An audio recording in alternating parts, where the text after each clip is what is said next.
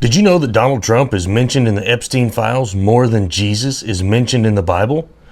Donald Trump is mentioned, according to the DOJ, more than 1,500 times. Damn!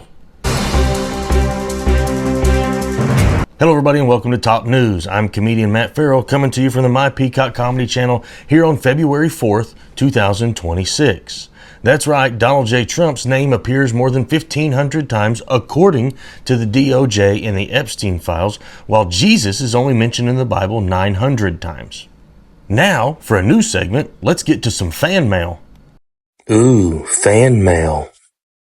I got some comments on yesterday's episode where I talked about a couple of different things. One being Donald Trump suing the government that he's currently running for leaking his tax information. And then the other thing was about the Turning Point USA's alternative halftime show lineup. I got some comments and some feedback on those two subjects, and let's go ahead and get into them.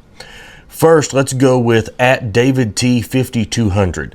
David said, "Are you kidding me? It wasn't his administration that leaked the tax information. It was the previous. Also, it's not mandatory that that information is released. It's voluntary, and not every president has done that, nor is it anyone's business. He doesn't take a paycheck, never has from the presidency. That's the reason that he's hated so much, is because he can't be bought. He doesn't need corporations' money, unlike Harris, Biden, Obama, and the Clintons. Go read a book." Okay, David, I will.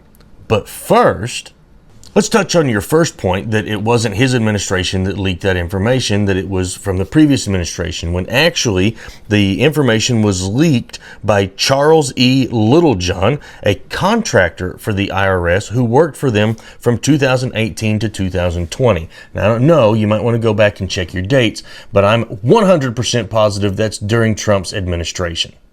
Now let's talk about how much money Donald Trump has made during his presidency. Let's narrow it down. Let's just keep it to 1 year. We'll go with 2025, where in 2025, it's reported that he bumped up his net worth by $3 billion. Now, this money comes from a couple of different places. One of the main places coming from the cryptocurrency that he and his family started. Who's the number one investor in that cryptocurrency? Let's go with Aram Investment One, who is controlled by the influential UAE Royal. Now, for those of you that don't know what UAE is, that's United Arab Emirates. He has made billions of dollars doing business with Arab nations just in 2025.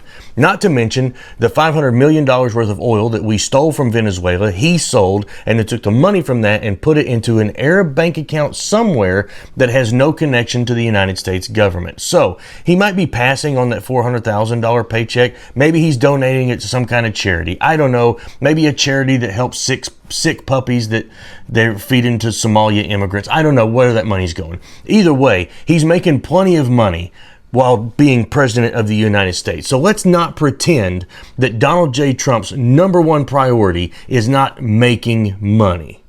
So either way, David, thanks for clicking in. And by the way, do you have any books that you would recommend? Next, we'll go with Timothy Osborne, @TimothyOsborne7006. Dude, there is a reason why nobody is listening to you. I mean, except obviously you. You are off base on every darn thing you said. And the Chris Rock thing, I assume he means Kid Rock because Chris Rock hasn't done anything wrong. The Kid Rock thing, he is a born-again Christian after he made that song. Now, the song he's talking about is, I pointed out that the Turning Point USA's alternative halftime show, they said the reason they're doing it is because they wanted it to be family friendly and based in Christian values. And Kid Rock literally has a song that says, "I'm down with the devil." But hey, if he's a born again Christian, I'm happy for him. I'm proud of him. I hope that he keeps moving down that path. But then Timothy goes on to say that's one of the many problems with atheists. We believe in redemption. I'm not sure who's atheist in this scenario. I don't really know what you're talking about, Timothy. But either way, thanks for the click. I'd also like to give a shout out to @CarolynH2291 for jumping in and suggesting that David get his head out of the bubble, and Susan Grasmick 2979. Thank you also for your click. So that's been a segment of fan mail. That's been fan mail. This has been Top News. I'm Matt Farrell, and we'll see you guys tomorrow.